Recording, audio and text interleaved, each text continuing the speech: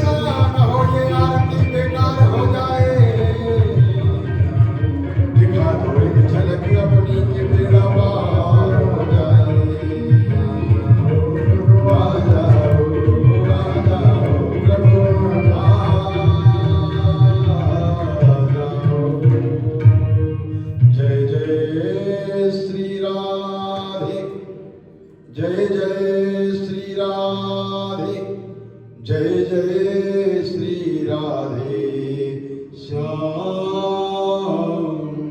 बोलिए सत्य सनातन धर्म की, बोलिए श्रीमद् भागवत महापुराण की, आज के आनंद की, आनंद कंद कृष्ण चंद्र भगवान की, राधे मैया की, वेदव्यास भगवान की, सुखदेव जी महाराज की, परीक्षित महाराज की, विप्र समाज की, ब्रह्म समाज की, अपने अपने गुरु महाराज की, अपने अपने इष्ट देवताओं की, कुल देवताओं की, ग्राम देवताओं की, स्थान देवताओं की, अपने अपने माता पिताओं की, परात्पर जगदाधार जगतपति करुणा वरुणालय कारण करुणाकर, अखिल कोटि ब्रह्मांड नायक सर्वांतर्यामी,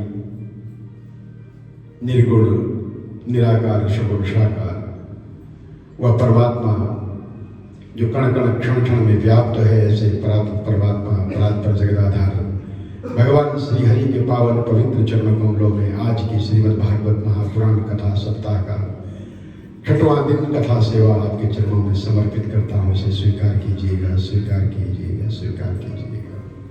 व्यासपीठ से पूज्य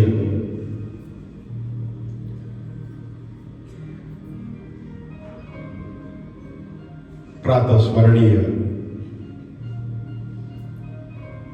गुरुवल पितृतुल्य श्रीमान शुक्ला जी और उनके साथ विराजमान मूल पाठ पर विद्वत बंधु, आपकी आज्ञा और आपको प्रणाम करते हुए अपने बाईं ओर इस कथा में अपने संगीत और गीत के माध्यम से, कि संगीत और गीत के माध्यम से उस परमात्मा को रिझाने, नचाने और मनाने की कला में दक्ष भाई सूरज जी और रवि, ये दोनों के दोनों मैं साथ में इसलिए रखता हूं कि डबल लाइट रहती है। सूरज की भी एक का नाम सूरज है और एक का नाम रवि है। और बड़े आनंद की बात है कि मेरा नाम दिनेश है, तो दिनेश, रवि और सूरज, तो आप अपने गीतों से, अपने संगीतों से विश्व भगवान की बड़ी सुंदर गीतों के माध्यम से उनकी आराधना करते हुए, कि संगीत मन को पंख लगाए और गीतों से रमझम रस बरसाए, सुर की साधना परमेश्वर की।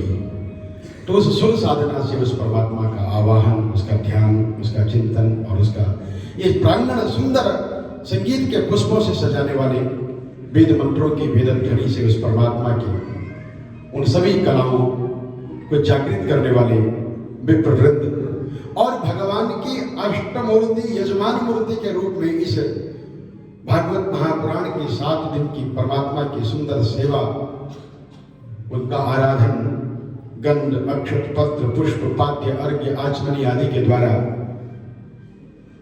कर्मकांड विधि से, उपासना विधि से उस नंद नंदन श्री कृष्ण चंद्र की सेवा में समर्पित श्रीमान श्रीमती जोशी जी और श्रीमान श्रीमती डालाकोटी जी और उनके सभी इष्ट मित्र बंधु, आपको देख करके बड़ा हर्ष होता है, बड़ा आनंद मिलता है। हम लोग जिस समय भोजन कर रहे होते हैं उस समय आप लोग भजन करते हैं, हमारे आगे से निकलते हैं, तो हमारा भोजन भी बड़ी जल्दी डाइजेस्ट हो जाता है, पच जाता है। इतना बड़ा श्रीमद् भागवत महापुराण का आयोजन आप लोगों ने किया, उसमें भगवान की आरती आप लोग करते हैं, परंतु आपकी श्रद्धाभाव देख करके आप लोगों को, आपके संतत्व को, आपके ऋषित्व को यदि मैं नहीं कहूंगा तो कौन कहेगा। इस समय मैं नहीं हूं, मैं यहाँ पर बैठा जरूर हूं, ये संकल्प लेकर के कि प्रभु तूने यहाँ बैठाया हुआ है, अब सौंप दिया इस जीवन का सब भार तुम्हारे हाथों में है, जीत तुम्हारे हाथों में और हार तुम्हारे हाथों में। Complete surrender to the God. आत्मनिवेदन करके इस गद्दी पर बैठता हूं और कहता हूं प्रभु जो कुछ कहना होगा आप कहना, भगवान ने कहा देख मैं नहीं कहूंगा, मैं तेरे से कहलवाऊंगा। तो मैंने कहा ठीक है महाराज आप मेरे से कहलवा देना। और वो भगवान अपने आप, बड़ी सुंदर बात ध्रुव जी ने कही, यो तब प्रविश्य मम वाच मिमाम प्रसुप्ताम। ये सिर्फ ध्रुव जी ने नहीं कही, यदि भगवान पर आपका दृढ़ विश्वास है तो ये बात आपकी भी है कि वह परमात्मा हमारे भीतर बैठ करके न जाने क्या क्या करवा रहा है। अर्जुन से कुछ करवाता है, दुर्योधन से कुछ करवाता है, बीच में बैठा हुआ है कर्ण। एक प्रसंग आप लोगों के सामने निवेदन करता हूं। प्रसंग ने, कर्ण ने एक बार प्रसंग में जब भगवान श्री कृष्ण आए और आकर के भगवान ने एक प्रस्ताव रखा कि दे दो केवल 5 ग्राम रख लो अपनी धरती तमाम, 5 गांव दे दीजिए और सरेंडर कर दीजिए, युद्ध ना कीजिए। भगवान आए बन करके, मध्यस्थता लेकर के भगवान आए, पर दुर्योधन वो भी दे न सका, आशीष समाज की ले न सका, उल्टा हरि को बांधने चला।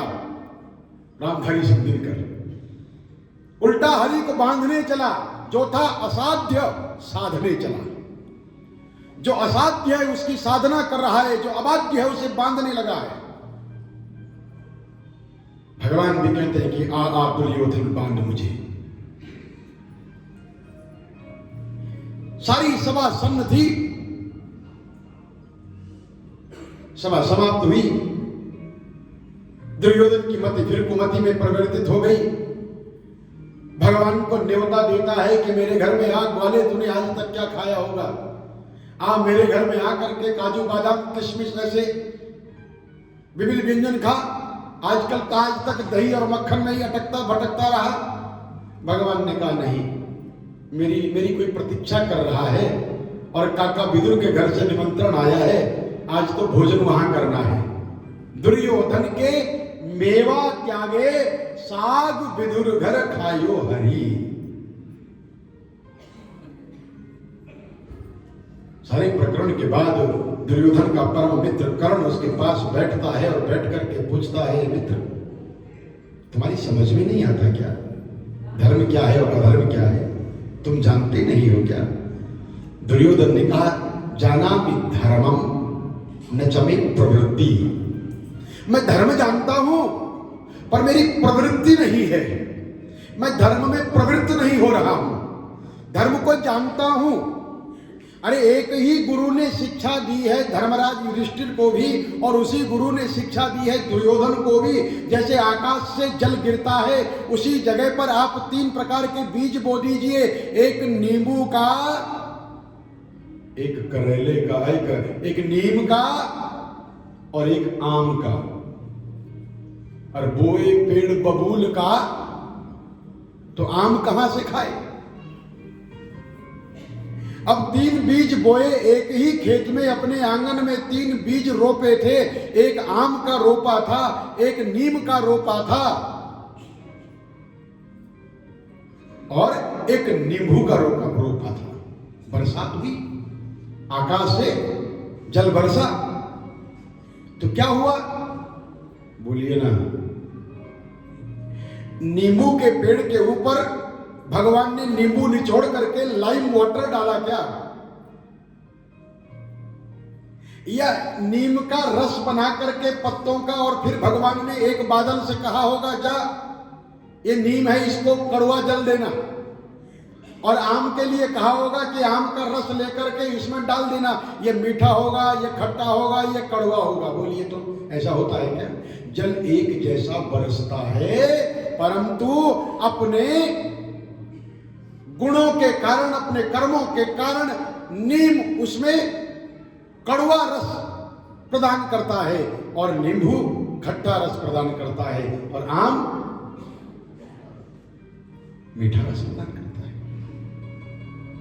सब में वर्षा एक ही हुई, कथा एक ही हुई, परंतु अब किसको क्या मिला ये मुकद्दर की बात है। कौन क्या प्राप्त करता है? तो जानामि धर्मम न च मे प्रवृत्ति। मैं धर्म जानता हूं मित्र, पर धर्म में मेरी प्रवृत्ति नहीं है। यद्यपि एक ही गुरु ने शिक्षा दी, परंतु अपने गुणों के कारण, अपने पूर्व जन्म के संस्कारों के कारण और इस जन्म की मान्यता और संस्कारों के कारण, अपनी हठ प्रवृत्ति के कारण, अपने अहंकार के कारण दुर्योधन उसको स्वीकार नहीं कर सका। इन कथाओं का अर्थ यही है, श्रीमद् भागवत महापुराण का आरंभ ही नहीं होता यदि महाराज दुर्योधन अश्वत्थामा को प्रेरित नहीं करता। बोलिए तो संभव है क्या? प्रेरित किया दुर्योधन ने, जिसकी जंघा टूट चुकी है, कमर से नीचे का हिस्सा काम नहीं कर रहा है, परंतु अभी बुद्धि चल रही है, पांडवों का समूल नष्ट करना चाहता है, तो प्रवृत्त किया अपनी दुष्ट प्रवृत्ति के साथ गुरुपुत्र अश्वत्थामा को। यदि दुर्योधन ये कार्य में प्रवृत्त नहीं होता महाराज, तो वो ब्रह्मास्त्र नहीं छोड़ा जाता, वो ब्रह्मास्त्र नहीं छूटता, तो उत्तरा के गर्भ में असहनीय वेदना न होती और मेरा ठाकुर, मेरा भगवान अंगुष्ठ मात्र बन करके शंख चक्र गदा लेकर के उत्तरा के गर्भ में जीवन के उत्तरों की रक्षा नहीं करता। भगवान सिर्फ पुत्रों की रक्षा नहीं करते, भगवान तो उत्तरा के गर्भ में उत्तरों की रक्षा करते हैं, क्योंकि उत्तरा के गर्भ में उत्तर है। और याद रखना, ये उत्तराखंड की भूमि कौन सी भूमि है? बोलिए ना, उत्तराखंड की भूमि कौन सी भूमि है? देवभूमि है। अच्छा माना, देवभूमि है। मैं तो कहता हूं कि उत्तराखंड की भूमि के नाम पर ही उत्तर है, बाकी दुनिया में प्रश्न ही प्रश्न है। उन प्रश्नों का उत्तर ढूंढने के लिए त्रेता में राम को आना पड़ा। कौन सा प्रश्न आया भगवान के पास? रावण वध करने के बाद मुझ पर ब्रह्म हत्या का दोष न लगे, उस दोष के निवारण का स्थान कौन सा विशेष होगा? तो राम कहाँ आए? अपने इसी हरिद्वार से उत्तराखंड की पवित्र भूमि पर आकर के और देवप्रयाग में जाकर के बैठते हैं, जहां शत्रुघ्न, जहां भगवान भरत की भूमि है, भरत मंदिर जिसको हम लोग कहते हैं। विश्व भरण पोषण कर जोई, ताकर नाम भरत अस होई। भगवान विष्णु का स्वरूप, उससे ऊपर चले जाते हैं तो शत्रुघ्न भगवान का मंदिर आता है, शत्रुघ्न जी का। शत्रुघ्न घाट भी उसको कहते हैं, जहां पर ऋषिकेश में नाव मिलती है। उसे थोड़े और आगे चले जाएंगे तो लक्ष्मण जी का है, जिसको लक्ष्मण झूला आप कहते हैं। बस लोगों ने लक्ष्मण झूला ही झूला देखा, पर लक्ष्मण मंदिर नहीं देखा। उससे ऊपर चले जाते हैं तो वशिष्ठ गुफा आती है, जहां अपने गुरु के साथ, गुरु वशिष्ठ के साथ उस गुफा में बैठ करके आज भी जब उस गुफा के अंदर प्रवेश करते हैं तो सहसा आपको एक आनंद की अनुभूति और योग की अनुभूति होती है, आपकी आंखें बंद हो जाती हैं। और उससे ऊपर जाते हैं तो देवप्रयाग में भगवान राम का रघुनाथ मंदिर है। प्रश्न लेकर के आए उत्तर दिशा में तो उत्तर मिल गया। श्रीमद् भागवत महापुराण में दूसरी बात आप लोगों से निवेदन करता हूं कि पांडवों ने सब कुछ करने के बाद राजपाट सौंप दिया परीक्षित जी को, और स्वयं जीवन का उत्तर पाने के लिए कौन सी दिशा की ओर गए? उत्तर दिशा में, उत्तराखंड की भूमि। एक प्रश्न लेकर के चले।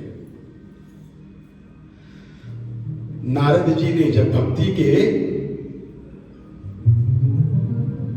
दुख का उपाय ढूंढने की इच्छा की तो कौन सी दिशा की ओर गए? बोलिए ना, उत्तर दिशा बद्रिकाश्रम की ओर गए। क्या प्रश्न लेकर के? ये प्रश्न लेकर के कि दुनिया में जो प्रश्न है कि जीवन के लिए अधिक आवश्यक क्या है। बोले जीवन में सब कुछ की आवश्यकता के साथ सबसे बड़ी मूल आवश्यकता है ज्ञान की, दूसरी आवश्यकता है भक्ति की, और तीसरी आवश्यकता है वैराग्य की। इन तीनों को खोजने के लिए नारद जी उत्तराखंड की भूमि में उत्तर की ओर गए। वही बद्रिकारण्य में उन्हें दर्शन हुए सनक सनंदन सनत कुमार सनातन जी के। तो देवभूमि इसीलिए कहा जाता है जहां देवता उत्तर देते हैं। देवता क्या देते हैं? अरे देवता में से वह हटा दीजिए तो देवता से वी साइलेंट कर दीजिए तो देवता का स्वरूप है जो देता है। इसलिए देने वाले बनिए। अतिथिश्च लभामहे याचितारा चरस संतु। हे भगवान, हमारे कुल में, हमारे परिवार में कोई मांगने वाला पैदा ना हो, बल्कि हमारे परिवार में हो तो दानी पैदा हो, देने वाले पैदा हो। हम किसी से कभी याचना ना करें। उसका नाम श्रीमद् भागवत महापुराण है कि जानामि धर्मम न च मे प्रवृत्ति। दुर्योधन कहता है मैं धर्म जानता हूं पर धर्म में मेरी प्रवृत्ति नहीं है। और ना जानामि अधर्मम न च मे निवृत्ति। मैं अधर्म भी जानता हूं कि ये अधर्म है। दोनों की परिभाषाएं मुझे पता है, परंतु अधर्म से मेरी निवृत्ति नहीं हो रही है। मैं अधर्म से हट नहीं पा रहा हूं। इस अधर्म ने मुझे पकड़ लिया है।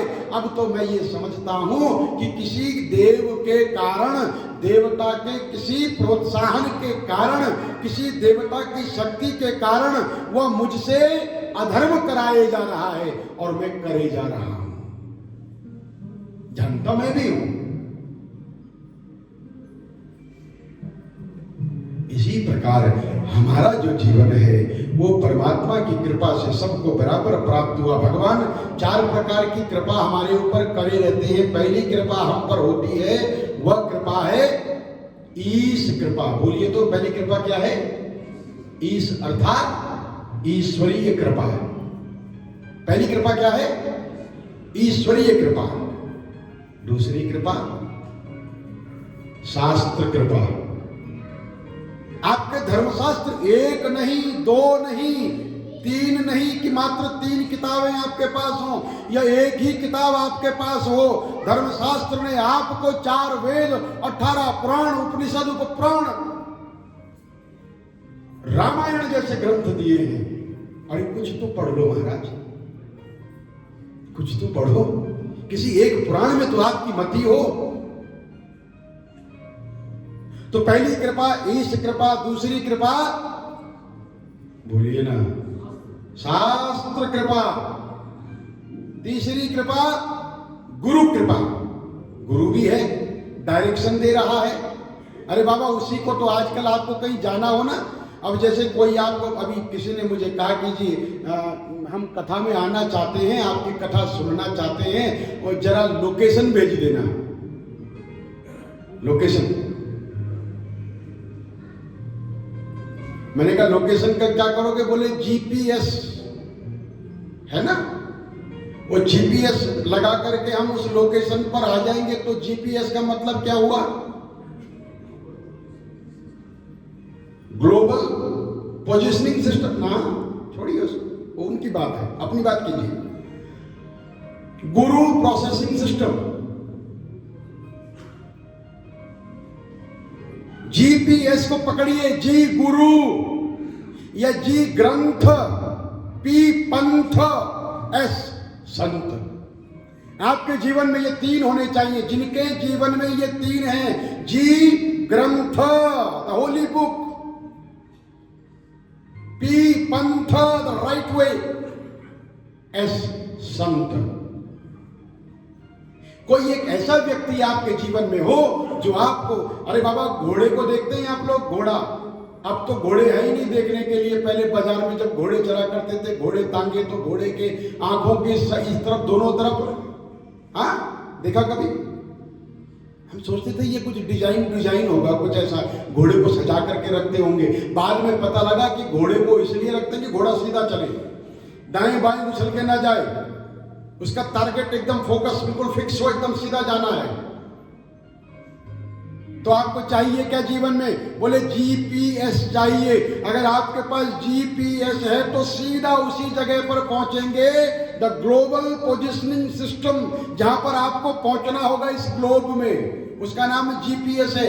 ऐसे ही मुझे भी संसार सागर से उतर कर पार जाना है। उन्हें सुख से किनारे पर लगाती रोज रामायण, हमें निज धर्म पर चलना सिखाती रोज रामायण। इसलिए आपके पास आवश्यकता किसकी? जीपीएस। गुरु जी, गुरु या ग्रंथ, पी पंथ, कौन से रास्ते पर चलना है। अब मुझे तो ये वाला रास्ता पता था, कौन सा वाला, वो बाजार के अंदर से आना, इधर से आना। और मैं जब मैं आपकी कथा से 5 दिन पहले आया था मैं यहाँ, कोई एक मेरे बड़े प्रेमी मलेशिया से आए थे, तो आकर के ऋषिकेश में ठहरे हुए थे। तो वो अपने नाती पोतों को, देखिए कितनी सुंदर बात मैं आप लोगों के साथ निवेदन कर रहा हूं। वो उनकी उम्र 80 साल हो गई। वो प्रोफेसर डॉक्टर हैं मलेशिया में और बड़ा नाम है उनका। तो ये क्या होता है, वो नो तंबाकू सिगरेट वगैरह का क्या है, उसके ब्रांड एम्बेसडर है वो वहां के, नो स्मोकिंग। तो गवर्नमेंट ने उनको वहां का ब्रांड एम्बेसडर बनाया हुआ है। तो बड़े प्रेमी है मेरे। 80 वर्ष उनकी उम्र है। उनके 4 बेटे हैं, चारों डॉक्टर हैं, 4 बहुएं हैं, चारों डॉक्टर हैं। अच्छा, मैं उनकी तारीफ क्यों कर रहा हूं? उनकी तारीफ करके कुछ मिलेगा क्या? बोलिए ना। ये बात मैं इसलिए आप लोगों से निवेदन कर रहा हूं, मेरे जीवन का ये अनुभव है। किताबें तो बहुत पढ़ी हैं। एक बड़ा सुंदर गीत है भाई, ये भैया गाता है उसको, किताबें बहुत सी पढ़ी होंगी तुमने, कहो कभी तुमने कोई चेहरा पढ़ा है। कभी आपने किसी की फेस रीडिंग, कभी किसी के जीवन को पढ़ा है क्या?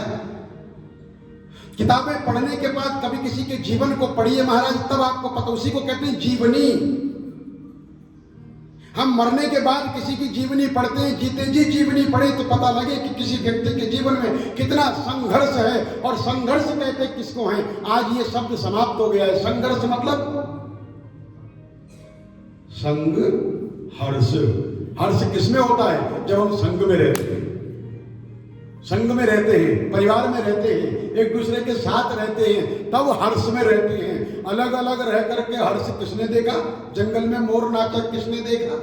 आजकल लोगों को हर्ष किसमें होता है? परिवार को छोड़ दो, माता पिता को छोड़ दो, भाई बहन को छोड़ दो, नाते रिश्ते को छोड़ दो, खुशी से रहेंगे। मैंने देखा है महाराज, खुशी से रहने वाले कैसे रहते हैं मालूम है? एक तो पत्नी होती है, पत्नी को, मतलब पति राजा हुआ तो पत्नी, अरे पति राजा हुआ तो पत्नी, बोलो ना, आप लोग सो गए। हाँ, अरे पति राजा हुआ तो पत्नी, एक रानी और होती है, उसका नाम है नौकरानी। अब पति को खुश रखो न रखो, सास को खुश रखो न करो, आजकल का स्टाइल हो गया है नौकरानी को खुश रखो। वो रानियों की तरह रहती है। क्यों? क्योंकि घर में कोई और रहता ही नहीं, उसको बड़ा खुश रखते हैं, उसको पैसा भी देते हैं, बाबूजी भी जेब से 10 का नोट और दे देते हैं, तनख्वाह भी मिल रही है, कपड़ा भी मिल रहा है, घर में जो मिठाई आई, घर वालों को तो डायबिटीज है, सारे मिठाई के डब्बे तू ले जा बहन, पर देख कल जल्दी आ जाइए हो। हमारे पास 3 चीजों की आवश्यकता, पहला है जी, दूसरा है पी, तीसरा है एस। अगर सही रास्ता चाहिए तो सही ग्रंथ होना चाहिए, जिस ग्रंथ को पढ़ करके अपने जीवन में उतारने का प्रयास करना चाहिए। ठीक रास्ता, सही पंथ होना चाहिए, और उस पंथ को दिखाने के लिए कोई संत होना चाहिए। जिसके ये तीनों बिगड़ जाते हैं ना, उस पर न कृपा ईश होती है, ईश कृपा भी नहीं। 4 कृपाओं में पहली कृपा ईश कृपा, दूसरी कृपा शास्त्र कृपा, तीसरी कृपा गुरु कृपा, और चौथी कृपा, बोलिए ना, आत्म कृपा। अपने आप पर अपने आप कृपा करो, अपने आप पर स्वयं कृपा करो। जानते हो कृपा किसे कहते हैं? जरा कृपा को प्यार से बोलो तो, कर पा। किसे कहते हैं कृपा? कर, बोलिए ना, कर नहीं। आज आप लोगों को थोड़ा सा ऐसा लगता है 6 दिन में थक गए हैं आप लोग, ऐसा लग रहा है। कर पा। कृपा किसे कहते हैं? का कृपा उसे कहते, पहले कर और फिर पा। करेगा नहीं तो पाएगा कैसे? उसी का नाम कृपा है। भगवान कृपा कर दे, भगवान ऐसा कर दे, भगवान वैसा कर दे। हे भगवान, मैं तेरे सत्यनारायण की कथा करूंगा। बोले कब करूंगा सत्यनारायण की कथा? बोले जब मेरे बेटे की शादी होगी तब सत्यनारायण कथा करेंगे। अभी बेटे की उम्र क्या है? 2 साल। सत्यनारायण भी इंतजार कर रहे हैं कब इसके बेटे की शादी होगी। 20 साल हो गए। 20 साल होते ही आजकल कलयुग हो गया महाराज, बेटे ने अपनी मर्जी की शादी कर ली। अब न सत्यनारायण कथा हुई, व्यथा और आरंभ हो गई। तो 4 प्रकार की कृपाएं हैं भगवत प्रेमियों, मेरे बंधुओं। पहली कृपा ईश कृपा, उस परमात्मा की कृपा निरंतर आप पर थी, है और रहेगी भी।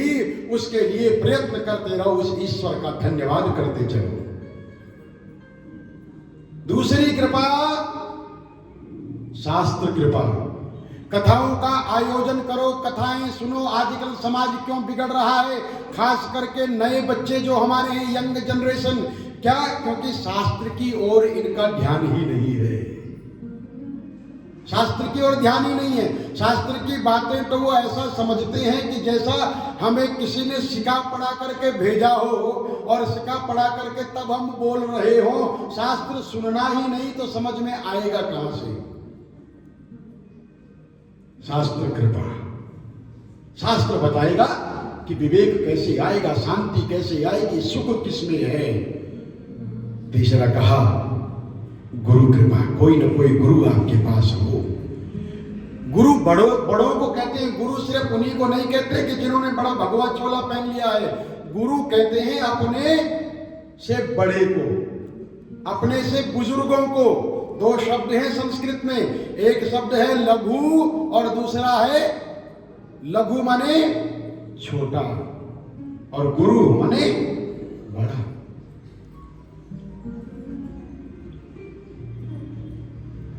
गुरु कृपा। बोले इन तीनों की कृपा कैसे मिलेगी?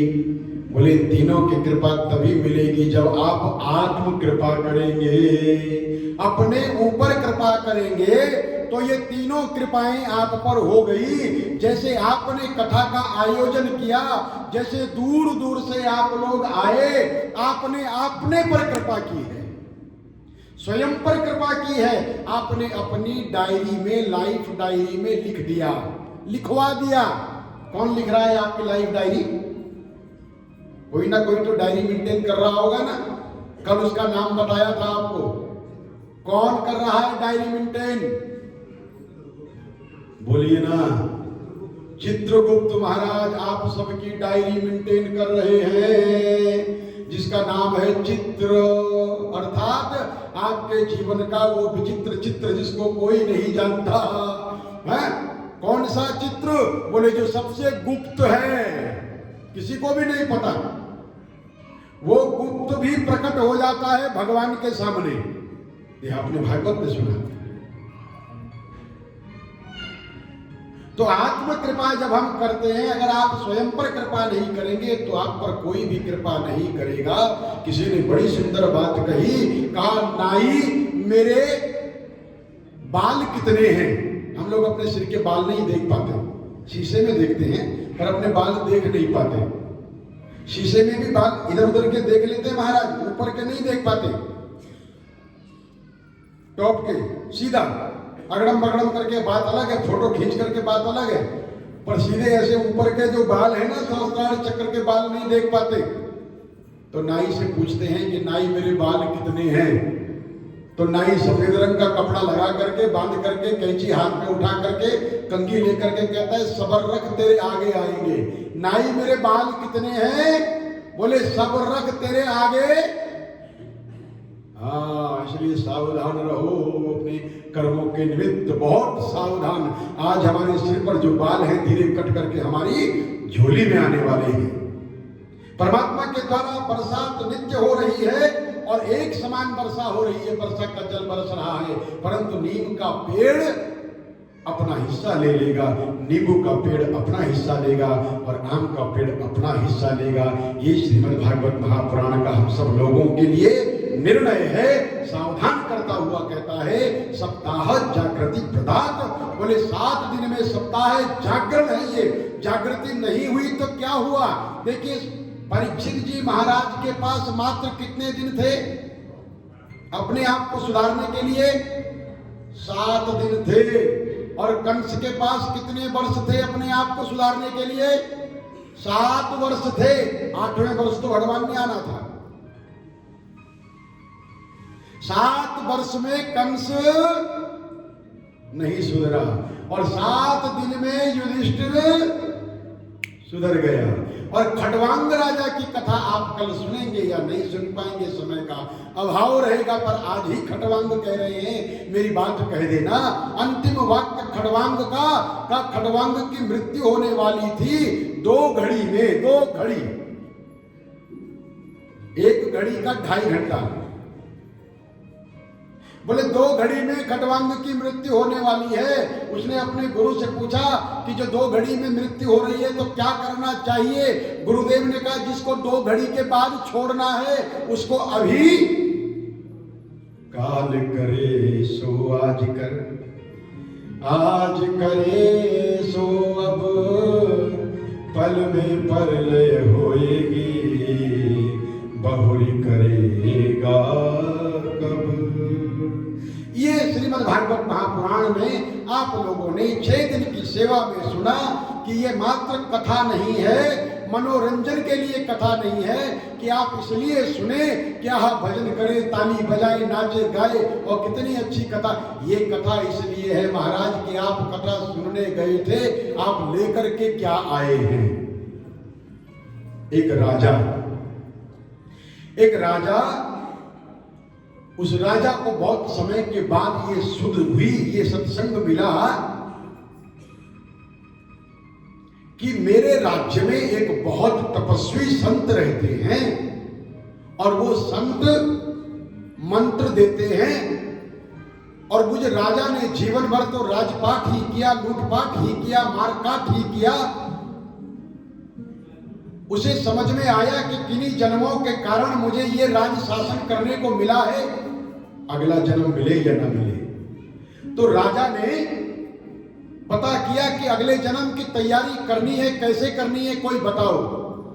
तो राजा के ब्राह्मणों ने कहा महाराज आपको मंत्र दीक्षा लेनी चाहिए, अच्छे गुरु से मंत्र दीक्षा लो और अपने हाथ से अब माला कटार छोड़ करके, तलवार कटार छोड़ करके एक माला पकड़ लीजिए और थोड़ा थोड़ा समय माला जपिए। राजा ने कहा तो ढूंढो मेरे राज्य के आसपास कौन ऐसा संत है जिसके पास जाकर के मैं चरण वंदना करके उस संत से कुछ दीक्षा प्राप्त कर सकूं। उन्होंने बताया कि महाराज हाँ, हमारे राज्य में जंगल के पास जो नदी है उस नदी में एक बड़ा सुंदर आश्रम है। वहां के जो राजा, जो वहां के जो संत हैं बड़े प्रतापी हैं। उनके प्रताप से आपको जो गुरु मंत्र मिलेगा उस गुरु मंत्र के माध्यम से आपका जीवन वास्तव में धन्य हो जाएगा। ये जीवन भी सफल होगा और दूसरा जीवन भी सफल हो जाएगा। आप उस संत के चरणों में जाइए। महाराज अगले दिन घोड़े पर चढ़ करके लाभ लश्कर लेकर के वहां पहुंचे और संत को प्रणाम किया। संत ने राजा को देखा बड़ी प्रसन्नता पूर्वक। संत ने कहा आओ राजन, आज इस आश्रम में आने का आपका क्या कारण है? संत ने कहा मुझे आपसे, राजा ने कहा मुझे आपसे गुरु मंत्र लेना है और गुरु मंत्र का जाप करना है। तो संत ने बड़े विनम्र भाव से कहा राजन मेरा शिष्य बन करके आए हो या राजा बन करके आए हो? कहा मैं समझा नहीं। कहा अपना राजसी वेश त्यागिए, मुकुट घर में रखिए और अकेले कल आइए मेरे पास, मैं आपको मंत्र दीक्षा दूंगा। राजा भी उस आश्रम को देख करके, संत को देख करके प्रभावित हुआ। राजा वापिस गया। अगले दिन राजसी वस्त्रों को त्याग करके साधारण वस्त्रों में संत के पास गए। संत के पास गए, संत के दर्शन किए, प्रणाम किया।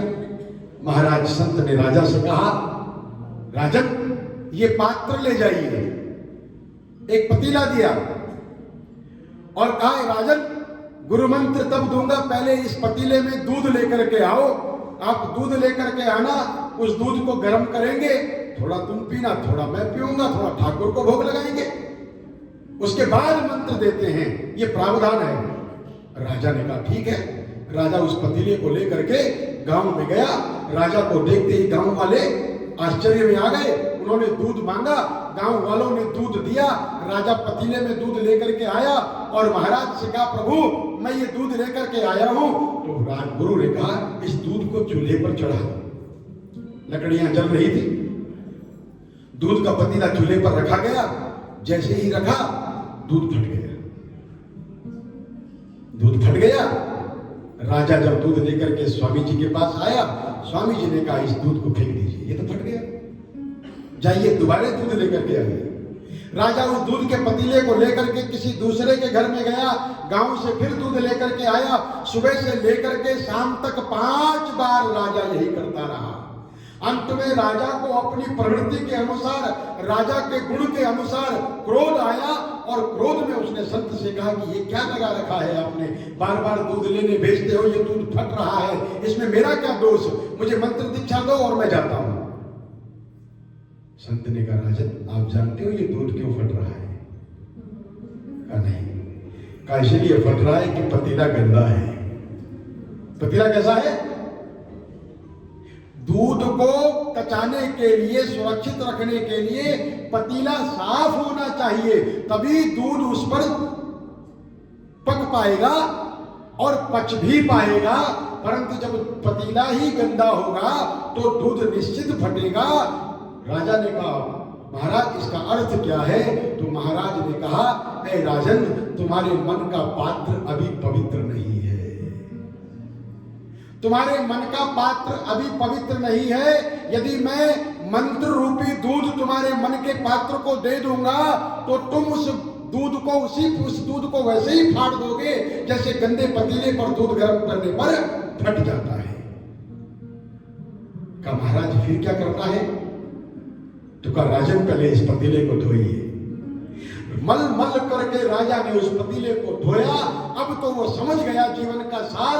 अब दूध लेने गया, जब दूध उबालता है तो वो दूध फटता नहीं है। ये कथा आप लोगों के सामने क्यों निवेदन कर रहा हूं?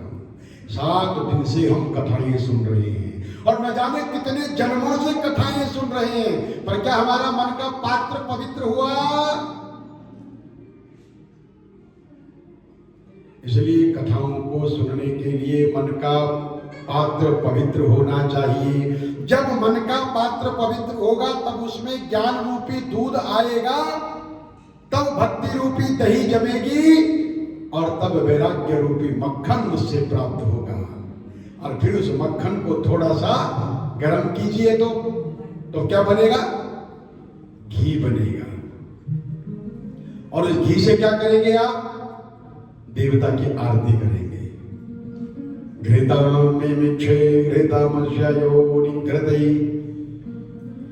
इसी प्रकार से कथाओं में जाने से पहले, कथाओं में जाने पर अब के मन के पात्र को पवित्र करके भगवान की इस कथा का गुणानुवाद श्रवण करना चाहिए। उससे ही जीव मुक्ति होगी, उसी से हमारी भलाई है। परंतु मन पवित्र ही नहीं है तो आपने अपने आप पर आत्म कृपा नहीं की। तो भागवत बार बार सुनने का अर्थ हुआ कि अपने ऊपर आत्म कृपा करते रहो। आप आत्म कृपा करते रहो। जब आत्म कृपा हो जाएगी आप भागवत में बैठना सीख जाएंगे, भागवत कथा सुनना शुरू कर देंगे, उसे मानना शुरू कर देंगे। तब आप पर गुरु कृपा भी होगी, आप पर शास्त्र कृपा भी होगी और अंत में आप पर ईश कृपा भी हो जाएगी। इसलिए आए मनुष्य सबसे पहले अपने मन के पात्र को पवित्र कर लो, क्योंकि मन ही देवता, मन ही ईश्वर, मन से बड़ा न कोई। मन ही देवता, मन ही अपने मन को समझाइए। मन से बड़ा न कोई।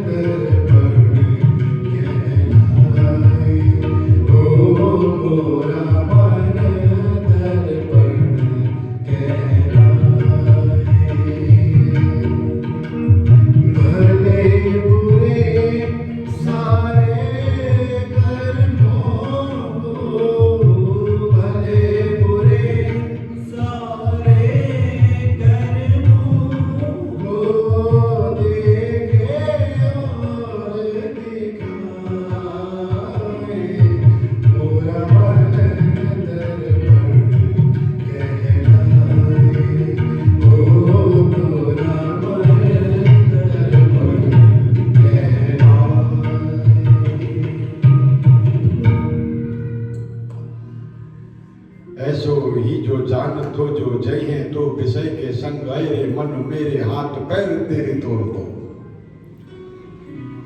ऐसो ही जो जान तो कि जय है तू विषय के संग, ऐरे मन मेरे हाथ पैर तेरे तोड़ दो, और राधा बर बिरधी की बारिधि में बोल दो। राधा भगवान श्री कृष्ण के नाम की जो बारिधि है, जो समुद्र है, जो सागर है, ऐ मन मैं तुझे तेरे हाथ पैर तोड़ करके उसी में डुबा करके रखता, अगर मुझे ये पता होता कि तू मुझे विषय वासनाओं की ओर लेकर के जाएगा। इसलिए परिवार में रहते हो महाराज, घर में रहो ठीक वैसे ही जैसे आप शॉपिंग मॉल जाते हो ना। नहीं गए आजकल शॉपिंग मॉल? अरे देहरादून में तो बड़े बड़े बन गए हैं शॉपिंग मॉल महाराज। लोग खुश होते हैं शॉपिंग मॉल देख करके कि हमारे घर के पास शॉपिंग मॉल बन गया है, बहुत खुश होते हैं। अब तो कहीं जाने की जरूरत नहीं शॉपिंग मॉल। आपको पता है शॉपिंग मॉल महाकलयुग है। आप 1 रुपए की चीज लेने जाओगे ना 1000 का खर्चा करके आओगे। क्यों? बाजार सजा हुआ है, बाजार सजा हुआ है, ये भी ले लो, वो भी ले लो, वो भी ले लो, और घर आने के बाद पता लगता है कि जेब खाली। आए थे हरिभजन को, होटल लगे कपास। अच्छे लोग कहते हैं कि महाराज जब मैं जिस देश में मैं रहता था, बोले महाराज जी अब तो हम घर बदल रहे हैं यहाँ से। मैंने कहा क्यों? बोले इसलिए कि सामने शॉपिंग मॉल आ गया। मैंने कहा और भी अच्छा हो गया अब तो। बोले अच्छा कहाँ हो गया? अब तो रोटी नहीं बनती, तुरंत दौड़ते हैं नीचे डबल रोटी लेके आ जाते हैं। जब घर में बनती है तो कौन सी रोटी बनती है? सिंगल रोटी। आजकल खाता क्या है हम लोग? है डबल रोटी। उसमें भी क्या लगाते हैं? मक्खन। और मक्खन भी इतने स्टाइल से लगता है कि उस डबल रोटी के ऊपर मक्खन लग ही नहीं पाता। मक्खन लगाने के लिए एक चाकू है, स्पेशल होता है ना वो बटर नाइफ, इधर से इधर लगाया और जो लगा था वो इधर से उधर मिटाया। बस चाकू छुरियां चल रही हैं, उसी से खा रही हैं, कांटे से खा रही हैं तो जबान में कांटे हो गए, और छुरियों से काट रही हैं तो जबान भी। अब तो एक और विघन हो गया हमारे पहाड़ में, और बड़ा विघन हो गया ये। आप लोग बुरा तो नहीं मान रहे हैं? लग रहा है कुछ एक विघन हो गया हमारे परिवार पहाड़ों में। अब जहां जहां पहाड़ के लोग हैं वहां वहां विघन देखा मैंने। पता नहीं कहां से एक रीत बनी है, जब शादी जैसे बारात आती है ना, पहले बारात आती थी तो कितना अच्छा धुलियर्ग होता था। पंडित जी एक चौकी लगाते थे, उसके ऊपर बर नारायण खड़े होते थे, उनका अर्घ्य दे करके, मधुपर को दे करके उनकी पूजा की जाती थी, उनकी आरती उतारी जाती थी। ओम जय जगदीश हरे, कितनी सुंदर। अब क्या होता है?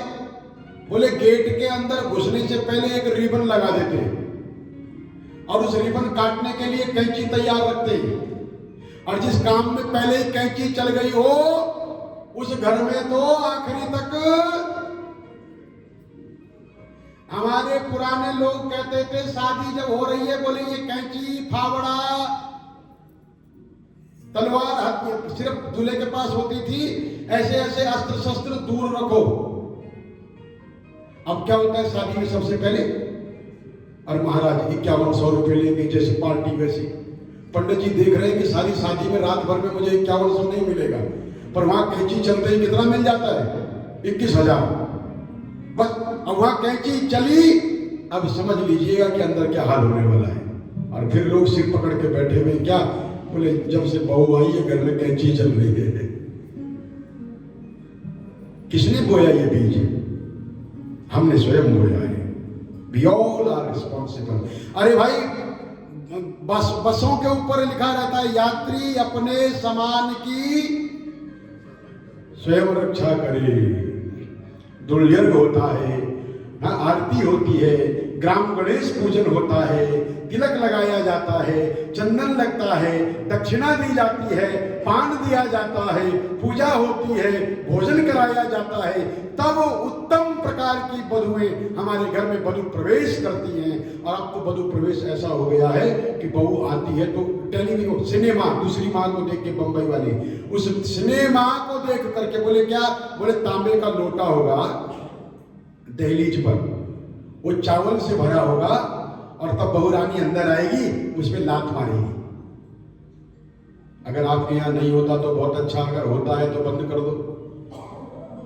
बहू रानी आएगी, तांबे के उस लोटे पर भरे हुए चावल पर लात मार के तब बृहस्पति प्रवेश होगा।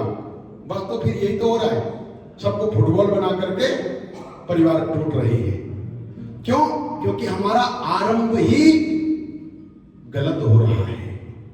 वधु प्रवेश होता था, आरता उतारा जाता था, बड़े प्रेम पूर्वक बहुरानी को अंदर बुलाया जाता था, सांस भेंट होती थी, जितनी सास है कके सास, मापे सास, चचे सास, पुपे सास, सब सासुओं को उपहार दिया जाता था, उपहार लिया जाता था, आशीर्वाद होते थे। ये हमारी परंपराएं थी और इन्हीं परंपराओं के कारण आज तक हमारा जीवन बचा हुआ है। इसी का नाम तो श्रीमद् भागवत महापुराण है, जिसमें परिवार अगर सीखना हो तो गांधारी और कुंती से सीखिए। गांधारी देवरानी और जेठानी, कुंती गांधारी के साथ रही अंत तक। युद्ध हुआ तो बोले पुत्रों के बीच में हो रहा है, देवरानी जेठानी तेरे और मेरे बीच में नहीं हो रहा है। सास और बहू की यदि परिकल्पना करनी हो तो द्रौपदी और उत्तरा से सीखिए, सुभद्रा और उत्तरा से सीखिए। जिस द्रौपदी ने उत्तरा को बताया कि जब मेरी साड़ी खींची जा रही थी उस समय मेरे काम कोई नहीं आया, मात्र श्री कृष्ण मेरे काम आए। इसलिए बेटी, अगर जीवन में कभी ऐसा कठिन व्रत आ जाए, कभी ऐसा कठिन समय आ जाए, किसी को मत पुकारना, मात्र कृष्ण को पुकारना, वही कृष्ण तुम्हारी सहायता करेंगे। ये है सास अपनी बहू को जो शिक्षा देती है। और उत्तरा को देखिए, एक एक बात अपनी सास से सीखी, और जब उसके ऊपर बड़ा समय आया, उसके गर्भ पर जब वो ताप उसने सहन करना शुरू किया, उसे लगा कि उसका गर्भ नष्ट हो जाएगा, अपनी सास की बात याद करते हुए सीधे श्री कृष्ण की शरण में जाती है। कृष्ण कृष्ण महाबाहो, हे प्रभु मेरी रक्षा कीजिए। ये भागवत है।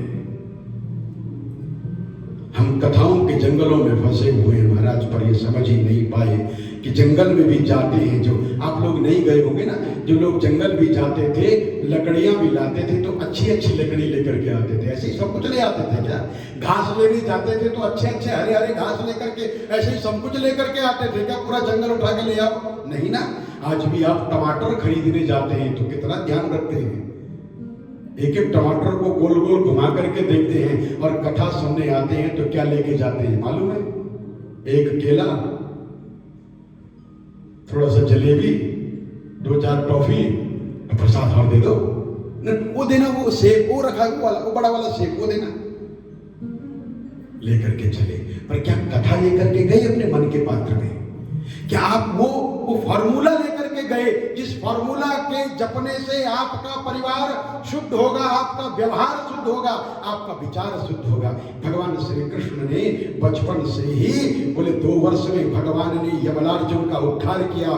3 वर्ष की जब भगवान की अवस्था हुई तो भगवान ने धेनुकाचारण शुरू किया। 5 वर्ष में भगवान ने शुक्लाष्टमी को पूर्ण गोचारण के रूप में भगवान ने परिवर्तित किया। 6 वर्ष में भगवान ने विविध लीलाएं की।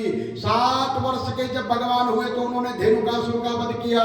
जब भगवान 8 वर्ष के हुए तो भगवान ने गोवर्धन को धारण किया। जब भगवान 9 वर्ष के हुए तो भगवान ने सुदर्शन का उद्धार किया। जब भगवान ने 10 वर्ष की आयु को प्राप्त कर लिया तो बाल क्रीड़ाएं की। 11 वर्ष में भगवान ने अरिष्टासुर को मारा। 12वें वर्ष में भगवान ने केसी आदि का उद्धार किया। तो 11 वर्ष 6 महीने भगवान श्री कृष्ण मां यशोदा के पास रहे। अब 11 वर्ष 6 महीने यशोदा के पास रहे।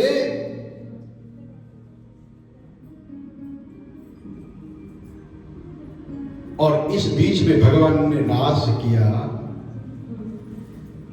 इस बीच में भगवान ने गोपियों के वस्त्रों का हरण किया।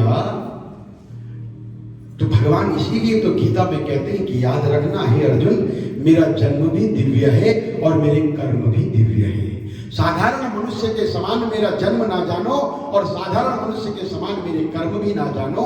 आज भगवान को लेने के लिए कौन आए हैं? बोलिए ना, कौन आए थे भगवान को लेने के लिए? अक्रूर। भगवान ने मथुरा में प्रवेश किया है। जब भगवान ने मथुरा में प्रवेश किया तो अक्रूर जी ने कहा, प्रभु, भगवान श्री कृष्ण बलराम अक्रूर जी से कहते हैं कि वयम त्रिहावमुच्याथ ततो दृक्षामहे पुरीम। आप हमें नगर के बाहर छोड़ दीजिए, हम ये नगरी देखना चाहते हैं, जरा घूमना चाहते हैं। परंतु अक्रूर जी ने कहा, ना हम भवदभ्याम रहिता प्रविक्षे मथुराम प्रभो। हे प्रभु, हे भगवान, आपके बगैर मैं मथुरा में प्रवेश नहीं करूंगा। वयम नक्तुम नारहजमाम नाथः भक्त में भक्तवत्सलः। हे भगवान, मैं आपका भक्त हूं और भक्त भगवान के बिना नहीं रह सकता। अब तो मैंने आपके दर्शन कर लिए हैं, आपको छोड़ करके मैं मथुरा नगरी में प्रवेश नहीं करूंगा। इसलिए हे प्रभु, हम गृहस्थ हैं। अक्रूर जी कह रहे हैं, हम गृहस्थ हैं। अच्छा, ये कथा मैं किनके लिए कर रहा हूं? गृहस्थियों के लिए कि संतों के लिए कि विरक्तों के लिए? बोलिए तो, आप लोग विरक्त हैं कि गृहस्थ हैं? बोलिए ना। हाँ, कम लोग बोल रहे हैं, बाकी लोग मेरे ख्याल में बाबा जी बनने वाले कथा के बाद, क्योंकि बैराग्य जागने वाला है ना। ऐसा नहीं करना है। हाँ, गृहस्थ धर्म सबसे सुंदर बताया गया है। बोले ये गृहस्थ धर्म इतना सुंदर है, अरे यहाँ देवता भी मांगने आते हैं गृहस्थों के पास, संत भी मांगने आते हैं गृहस्थों के पास। इसलिए याद रखिएगा, अपना चरित्र इस प्रकार का बनाइए कि ईश्वर के द्वारा आपको जो कुछ प्रदत्त है उसमें से कुछ ना कुछ देने की इच्छा रखें। एक संतों की टोली जा रही थी, बड़ी भारी टोली संतों की, एक गांव से गुजरे। उस गांव में उन्होंने एक घर देखा, उस घर के बाहर एक छोटा सा बालक, 8 वर्ष का बालक खड़ा है।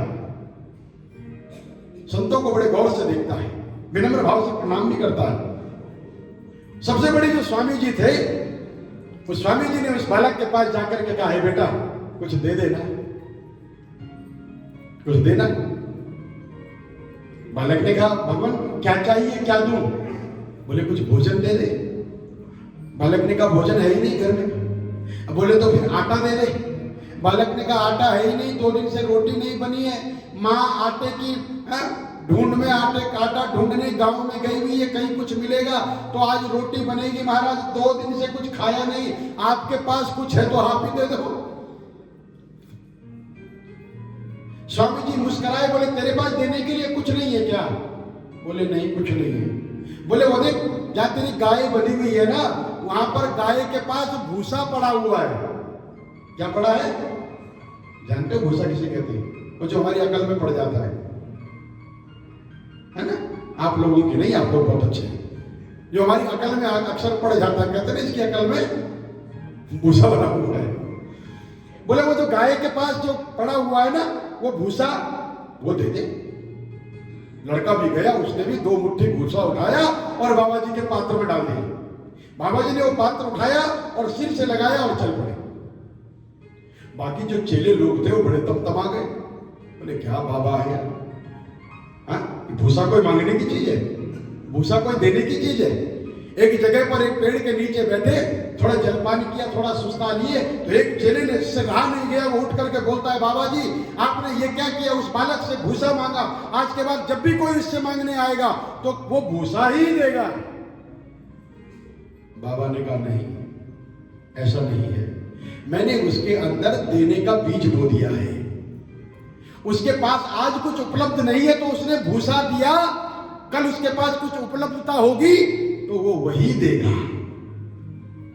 तो देने की इच्छा करो,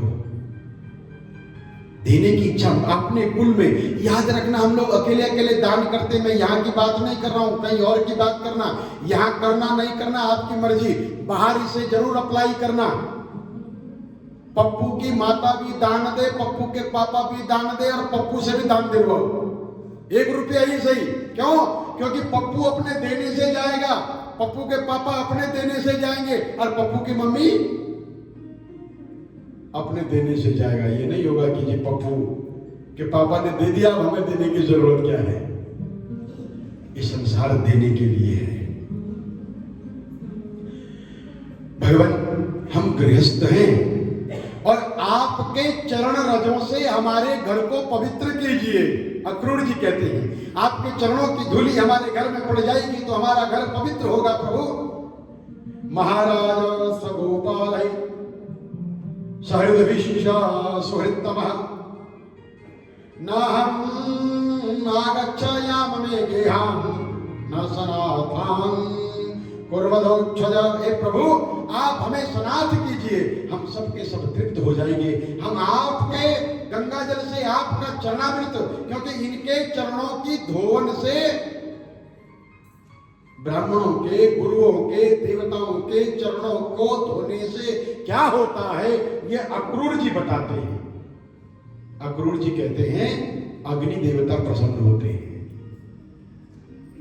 पितर देवता प्रसन्न होते हैं, अग्नि देवता और पितृ देवता प्रसन्न होते हैं यदि संतों के चरण हमारे घरों में पड़ जाए। तब जाकर के ये भजन शुद्ध होगा आपके लिए कि राधे तेरे चरणों की गर धूल जो मिल जाए, सच कहता हूं मेरी तकदीर बदल जाए। नहीं तो भजन भजन ही रह जाएगा, सारे जीवन भर गाते रहोगे पर इसका कुछ पता ही नहीं लगेगा कि राधे तेरे चरणों की गर धूल जो मिल जाए। राधे तेरे चरणों की गर धूल जो मिल जाए, श्यामा तेरे चरणों की गर धूल जो मिल जाए, सच कहता हूँ। गाइए प्रेम पूर्वक गाइए। सच कहता आज ही दिन है, कल हाफ डे है। तकदीर संवर जाए, अपनी तकदीर संवार लीजिए।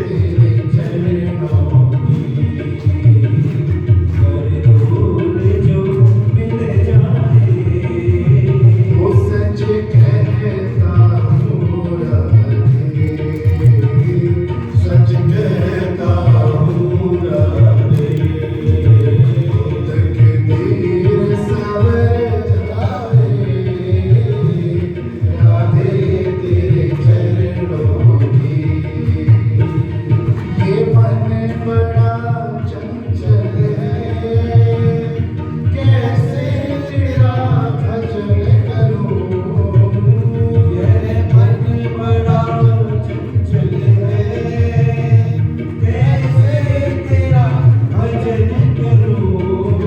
ओ ये मन बड़ा चंचल है, कैसे तेरा भजन करूं। ये मन बड़ा चंचल है, कैसे तेरा भजन करूं। जितना इसे समझाऊं, जितना इसे समझाऊं, उतना ही बचल जाए, राधे तेरे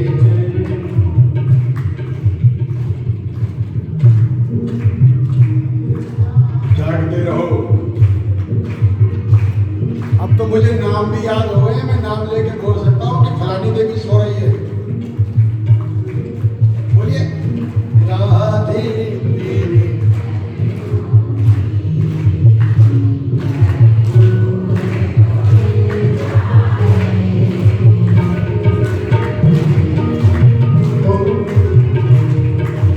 सच कहता हूँ,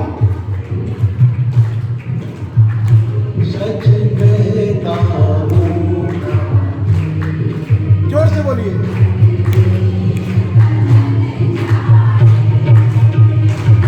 राधे मेरे जीवन की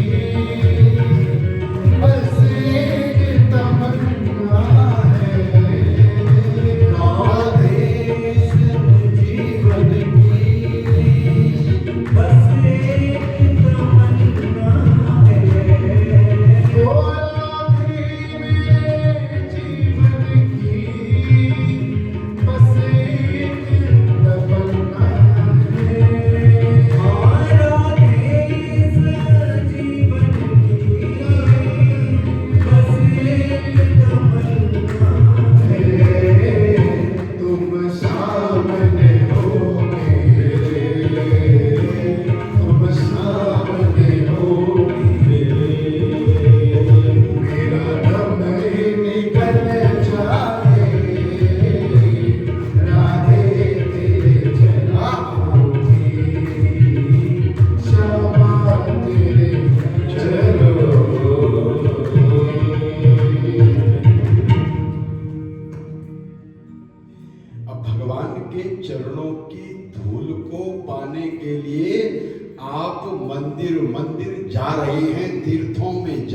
नहीं है, परंतु यदि तीर्थों में जाकर के भी मन ऐसा ना हुआ कि यहीं पर, जैसा मैंने पहले दिन निवेदन किया था, जिस जगह पर आप बैठे हुए हैं ये श्री साधना का क्षेत्र है। उस श्री भगवती सती की वो अद्भुत साधना थी जिस साधना से उसने अपने शरीर की योग की अग्नि से उस यज्ञ की अग्नि में प्रवेश किया और शक्ति पीठों में स्थापित हो गई। बोले अंबिका मैया की। यहां आए हो महाराज उस देवी का जो चरण रचे हुआ आपके माथे से लग गया है, और इसी को कहते हैं, यहीं पर लगता है तिलक, और इसको अंग्रेजी में क्या कहते हैं? लक। लक पर लग गया तिलक, तो लक समझ बन गया। समझ राधे मेरे जीवन की बस एक तमन्ना है, और वो तमन्ना बहुत गुप्त रखिएगा। एजेंडा ऑफ द सोल, आपकी आत्मा का एजेंडा एक तरफ रहे। जैसे बहुत सारे लोग, मैं भी करता हूं कभी कभी क्या करता हूं कि पर्स में पैसा अलग रखता हूं, अभी फोन में पॉकेट है, कल मैंने इसमें 100 का नोट घुसा दिया। मालूम है क्यों? इमरजेंसी में काम आएगा। रखते हैं ना।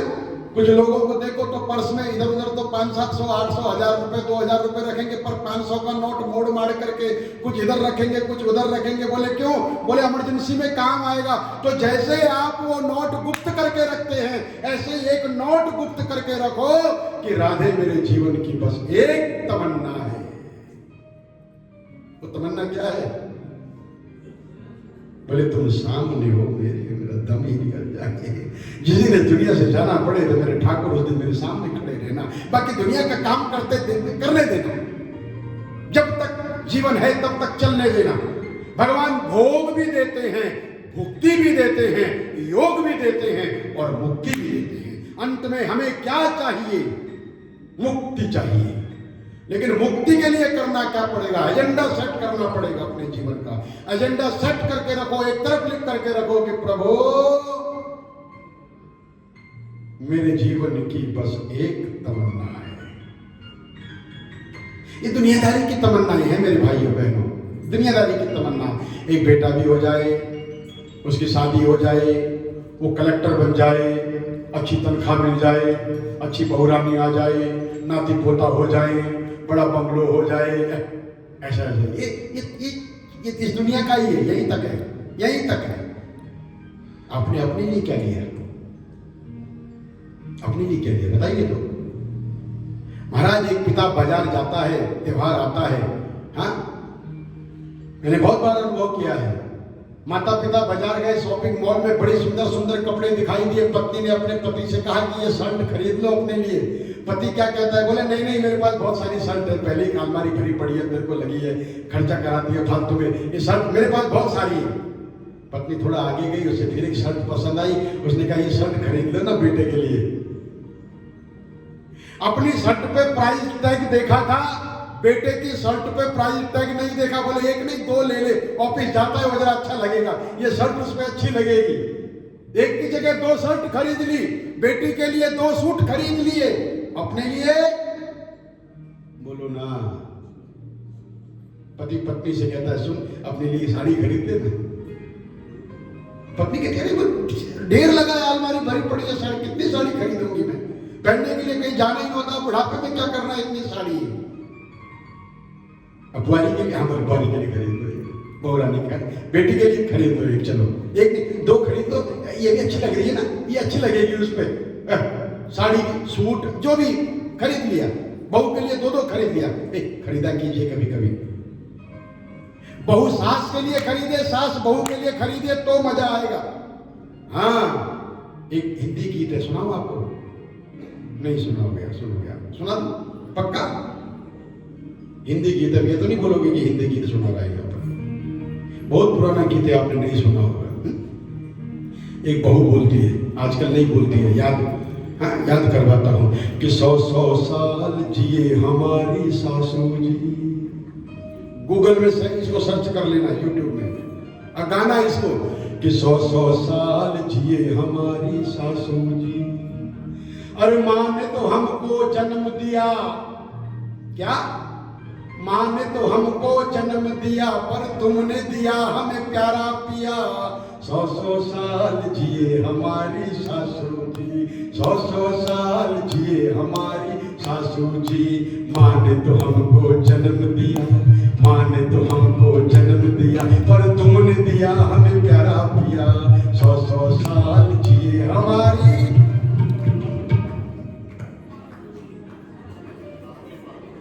हंसते क्यों हो? अरे आप बुजुर्ग हो, सास यहाँ नहीं है, सास वहां तो है, पर सास का दिया हुआ सास की प्रतिमूर्ति आपके पास बैठी है, तो धन्यवाद करो अपनी सास को। आपने ऐसा भला बेटा हमें दिया, अपने जिगर का टुकड़ा आपने हमें दिया।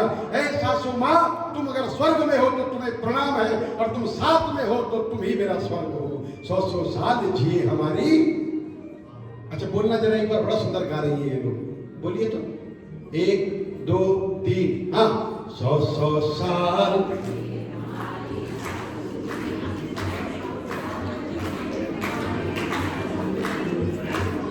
अरे जिनकी सास चली गई है वो बहुरानी के लिए बोले, मेरी बहुरानी खूब जिए, खूब खुश रहे, उसी से तुम्हारा संसार है, उसी से घर बार है, उसी से परिवार है, वही तुम्हें दादी का सुख देगी। तुम दादी कैसे बनोगे? और वो इसी से तुम दादा बनोगे। दादागिरी चालू होती है, जीवन भर दादागिरी नहीं की, पर पोते के होते ही दादा की, बोलो ना, दादागिरी चालू हो जाती है। अब तो मैं दादा बन गया। पारिवारिक गुण है। श्रीमद् भागवत महापुराण में भगवान श्री कृष्ण जब नगरी देखने के लिए गए, तो जैसे जब राम नगरी देखने के लिए गए, सारा का सारा जनक राज अपने अपने जनकपुरी के सारे लोग आकर के भगवान की दिव्य मूर्ति के दर्शन करते हैं। आज आगे आगे बलराम है और पीछे पीछे श्री कृष्ण है, और वहां आगे आगे लक्ष्मण थे और पीछे पीछे राम है। सब लोग, अरे कितने सुंदर बालक आए हैं भगवान को देखने के लिए। सब दौड़ पड़ी स्त्रियां। बोले कोई पायजेब बांध रही थी पैर पर, उसने उल्टी पायजेब बांध ली, और किसी ने बोले ब्लाउज पहन रही थी तो उल्टा ही पहन लिया। किसी ने नीचे का वस्त्र ऊपर, और किसी ने ऊपर का वस्त्र नीचे, और किसी ने आधे अधूरे वस्त्र पहन करके सारे के सारे अपनी अट्टालिकाओं में, अपनी गैलरीज में खड़ी होकर के भगवान के दिव्य दर्शनों को देख, जो जिस अवस्था में था आवाज लगाई, अरे बहन बड़ी अद्भुत लाल के दर्शन हो रहे हैं, ऐसा हमने देखा ही नहीं। बोले अपने स्नानागार में भी चटकनी लगाना भूल गई, और वस्त्र के बगैर ही भगवान के सामने आकर के अपनी अट्टालिकाओं से भगवान के दर्शन करती हैं। इसका नाम है भगवान का दर्शन करना। सर्वथा भावेन, हर भाव से भगवान का दर्शन करना। बोले जो अपने बच्चों को दूध, जो माताएं बच्चों को दूध पिला रही थी, वो गोद से हटा करके भगवान श्री कृष्ण कमलनयन को देखने के लिए चल पड़ी। भगवान आगे आगे चलते हुए देखते हैं, उन्हें रास्ते में एक रंगरेज दिखाई दिया, धोबी कपड़े वाला दिखाई दिया। अब तक तो गांव के कपड़े बस यही तो समझ में नहीं आता, गांव के कपड़े अलग होते हैं, शहर के कपड़े अलग होते हैं महाराज। गांव के कपड़े अलग होते हैं। गांव के कपड़े कैसे हुए? बोले एक धोती पट्टी सी लटी दुपट्टी, और पाई उपा नहीं की नहीं सामा। हम लोग जिस प्रांत पहाड़ के हैं महाराज, वहां पहले के जमाने में बोले एक सुलार एक कुर्ते से पूरे गांव की शादी हो जाती थी। बुजुर्ग लोग उसका सुलार, कोई सेठ होगा उसका सुलार माने उसी का पैजामा उसी का कुर्ता पहन करके शादी में चलते थे। बोले पंडित जी से धोती बांध ली, धोती पहन ली, शादी हो गई। महाराज आज तो मेरी माताएं बहने, हे बाबा, 50-50 हजार का क्या होता है वो महंगा, क्या बोलते हैं इसका, महंगा है। अरे लहंगा कहाँ होता है, महंगा होता है वो। जो 50,000 का हुआ वो लहंगा कहाँ हुआ, वो तो है इतना भारी। लड़की बेचारी उसे उठा के परेशान हो जाती है, पर 50,000 का पहनना है। अरे तेरे की कहां से आ गया ये लहंगा? क्या सुंदर साड़ी पहनती थी। साड़ी बीच नारी है कि नारी बीच साड़ी है, साड़ी ही में नारी है कि नारी ही में साड़ी है। सिर से लेकर के पैर तक पल्लू से ढके हुए जिसको, उसको कहते हैं। आज किसको सुंदरता कहते हैं? का सुंदरता ढकी हुई चीज में है, उघाड़ी हुई में नहीं है। भगवत प्रेमियों, कपड़ों का यहाँ पर भगवान ने बताया कि वहां पर बड़े राक्षसों के बड़े बड़े कपड़े थे, वैसे ही भगवान ने पहन लिए कि तुम अगर समझते हो कि कपड़ों से ही कोई वीर योद्धा कहलाता है तो लो हम भी कपड़े पहनते हैं। उस समय भारतवासियों पर अत्याचार करने वाले अंग्रेज जो कपड़े पहनते थे ना, वो कपड़े अब बैंड बाजे वाले पहनते हैं। हाँ, वो टोपी हो, ऐसे ऐसे कपड़े, और फिर वो ढोल बजाते हैं आज हमारी शादियों में, उन कपड़ों को पहन करके जो पहले अंग्रेज वाइसराय लोग पहनते थे। भगवान ने यही बताया, आपके वस्त्र से आपका कोई अलंकार नहीं है, आपके गुणों से अलंकार है। सुखदेव जी महाराज जब कथा करने आए हैं तो क्या पहना था? कोई मेरी तरह ऐसा कुर्ता पहना था कि मैं तो आपके लिए पहन रहा हूं, महाराज जी टोपा टोपा जो आपने पहना है, मेरे तो बाल ही नहीं है, मुझे तो गर्मी और लग रही है इसमें, पर महाराज आपका सम्मान है, मेरे लिए शिरोधार्य है। टोपा पहना दिया तो मैं सुंदर लगूंगा क्या? वैसे ही लगना है तो शकल तो होगी कि महाराज टोपी जितनी बदल लो। विशेषता वस्त्र की नहीं है, आभूषण आपका क्या है? नम्रता आपका आभूषण है। सुखदेव मुनि आए हैं, दिगंबर हैं, एक वस्त्र शरीर पर नहीं है, बड़ी बड़ी जटाएं हैं, बड़े बड़े हाथ हैं, और बैठ करके जब उन्होंने श्रीमद् भागवत जैसा ग्रंथ दिया, महाराज न भूतो न भविष्य, सारे ब्रह्मांड में कहीं नहीं है। भगवान ने वस्त्र पहने और उत्तम उत्तम वस्त्र माने, बलराम जी ने भी पहने। चल करके आगे चलते हैं। ततः सुदामनो भगनम मालाकार्यश्च जगमतु, एक मालाकार, पुष्प की माला बनाने वाला जो मालाकार था, जो कंस के लिए माला बनाया करता था, उन राक्षसों के लिए माला बनाया करता था, भगवान ने उन मालाकारों को भी धन्य किया और सुंदर सुंदर मालाओं को देख करके भगवान उसके पास गए। वह सुदामा नाम का माली खड़ा हुआ, पृथ्वी पर सर रख करके भगवान को प्रणाम करता है और भगवान को फूल आसन पर बैठा करके उनके हाथ पांव पखारता है और ग्वाल वालों के सहित सबको हार गले में डालता है,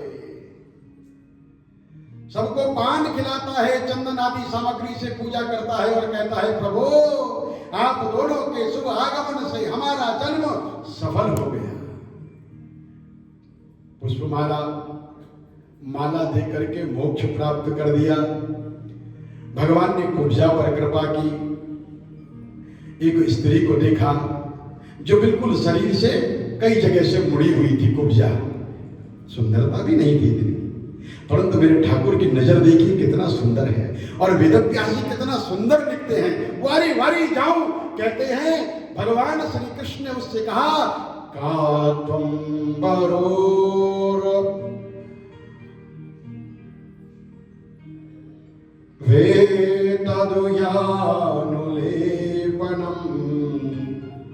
कस्यांगदेवा कथय स्वसाधुनः। अरे सुंदरी, तुम कौन हो? आज तक उसने कभी अपने कानों से अपने लिए सुंदरी नहीं सुना था, सब उसे कुबड़ी कहते थे, कुब्जा कहते थे। आज पहली बार मेरे ठाकुर ने उसे जो शब्द, ये कथा का अभिप्राय यह है महाराज, बोली एक अमूल है, जो कोई बोले जानी, ये तराजू तौल के फिर मुख बाहर आनी। ऐ कुबड़ी, जैसे आजकल हमारे घरों में बच्चे बोलते हैं, पहले तो मजाक में बोलते हैं, फिर बिल्कुल फिक्स हो जाता है, गुड़िया, ऐ बुढ़े, बड़ा खराब लगता है। पहले तो मजाक में बोलते हैं, धीरे धीरे वही बात उनके चरित्र में आ जाती है। इसलिए सावधान, आपकी बेटियां अगर कभी आपके घर में दादी, नानी, इनको ऐसे शब्दों से अगर संबोधित करते हैं तो माता पिता का कर्तव्य है कि वो उनको डांटे, उनको समझाएं। भगवान श्री कृष्ण ने सबसे पहले कुब्जा को कहा, सुंदरी तुम कौन हो? कहा तुम कौन हो? हे कल्याणी, सच सच बता दो, ये उत्तम प्रकार का चंदन तुम किसके लिए लेकर के जा रही हो? ये अंगराग, ये इत्र तुम किसके लिए लेकर के जा रही हो? तुम इसे हमें दान कर दो ना, भगवान कह रहे हैं। तुम इसे हमें दान कर दो। इसलिए भगवान को हम चंदन चढ़ाते हैं, याद रखना। भगवान को क्या क्या पसंद है? क्या पसंद है भगवान को? चंदन, दूसरा बंदन, और तीसरा अभिनंदन। क्या पसंद है भगवान को? चंदन। चंदनस्य महत्पुण्यम सर्व पाप प्रणाशनम आपदाहरते नित्यम चंदनस्य प्रसादतः। भगवान को क्या पसंद है? बोले चंदन पसंद है। दूसरा भगवान को क्या पसंद है? बोलिए ना, वंदन। बंधन नहीं, वंदन। अभिवादनशीलस्य नित्यं वृद्धोपसेविनः चत्वारि तस्य वर्धन्ते आयुर्विद्यायसो बलम्। वंदन भगवान को बड़ा पसंद है। आप सबको वंदन कीजिए, बड़े छोटों को, छोटे बड़ों को उनका अभिनंदन करो, वेलकम। ये हमारी परंपरा है। हमारी देखिए कितनी सुंदर परंपरा है। मैं आपको इस परंपरा की तरफ आपका ध्यान आकृष्ट करना चाहता हूं। मुझे कितने प्रेम से आप लोग लेकर के आते हैं और सारी माताएं, बहनें, बुजुर्ग, मेरे पिता की उम्र के सब लोग खड़े हो जाते हैं। ये क्या है? अभिनंदन है। क्यों है अभिनंदन? ये हमारे ऋषियों ने हमें बताया। आप अभिनंदन किसी व्यक्ति का नहीं कर रहे हैं, आप भगवान का कर रहे हैं। ये आपके संस्कार हैं। मेरे संस्कार इस लायक हो या नहीं हो, डजंट मैटर, लेकिन आपका संस्कार है कि आप मुझे अभिनंदन कर रहे हैं, वेलकम कर रहे हैं। मैं यहां से यहां पर आता हूं, इस सीढ़ी पर जब मैं खड़ा होता हूं, मेरे पिता की उम्र के पिता तुल्य आदरणीय शुक्ला जी वो अभिनंदन में खड़े हो जाते हैं।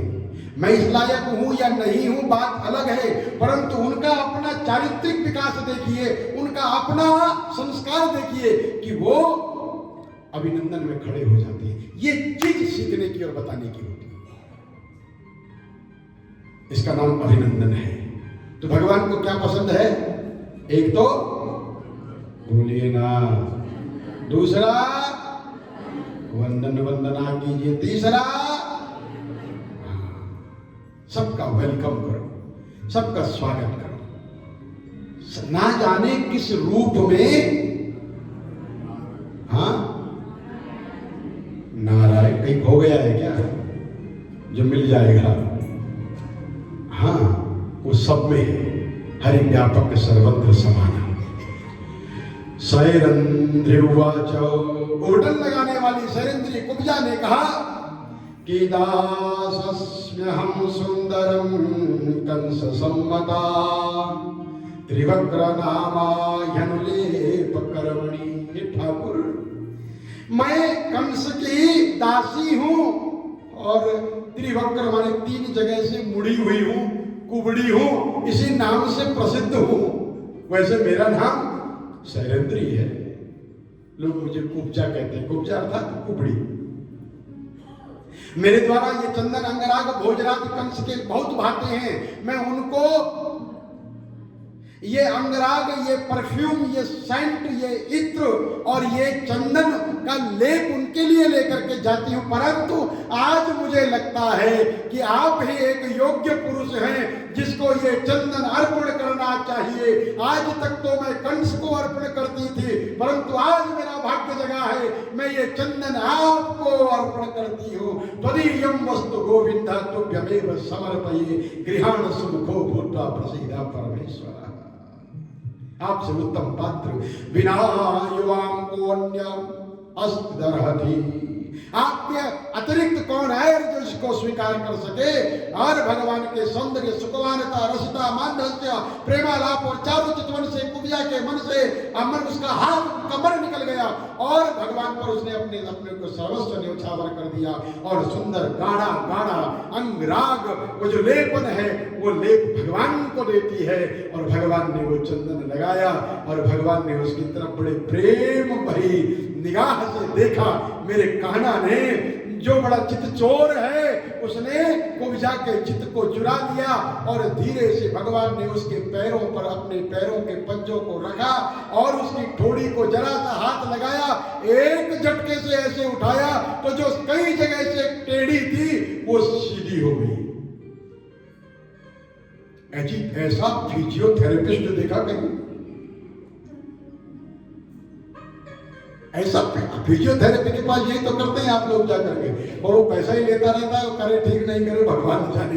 पर मेरा Thakur is the greatest physiotherapist of the universe, जिसने कुब्जा को 3 जगह से सीधा कर दिया। जो कुब्जा को सीधा कर सकता है, क्या वो हमें सीधा नहीं कर सकता?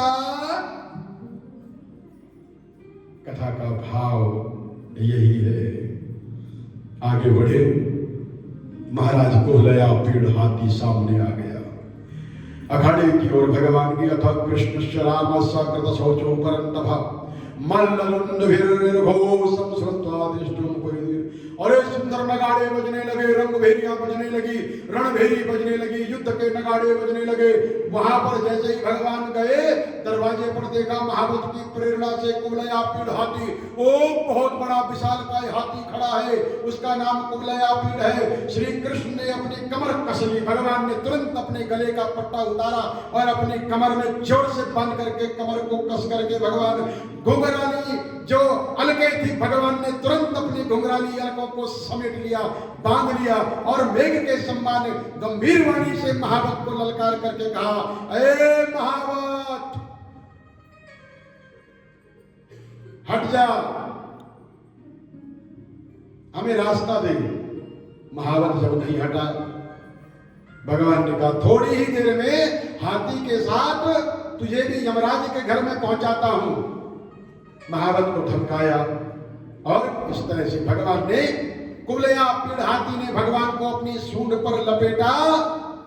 भगवान सूंड से बाहर सरक करके आए और कुबलया पीड़ हाथी को सूंड से पकड़ करके जमीन पर पटक करके मार दिया। उसकी यह लीला समाप्त कर दी। आगे चाणूर आया, मुष्टिक आए, अन्य पहलवान आए, बड़े बड़े योद्धा जब आए, तथैव मुष्टिकः पूर्वं समुष्टयाभिहतेरवै बलभद्रेण बलिना तलवभितो वृषम्।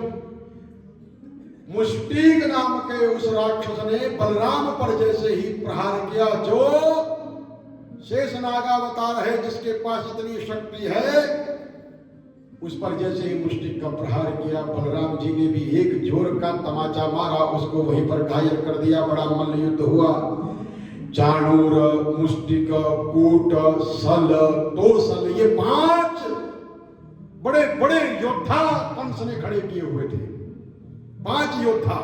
उन 5 योद्धाओं को एक एक करके भगवान श्री कृष्ण और बलराम ने उसी रणभूमि में उसी प्रकार से मार दिया, ऐसे तोड़ दिया जैसे कि गजराज जैसे हाथी कमलनाल को तोड़ देता है, कमल के डंडे को तोड़ देता है। भगवान श्री कृष्ण और बलराम की अद्भुत लीला को देख करके सबको बड़ा आनंद हुआ। सबने कहा धन्य है, धन्य है, धन्य है।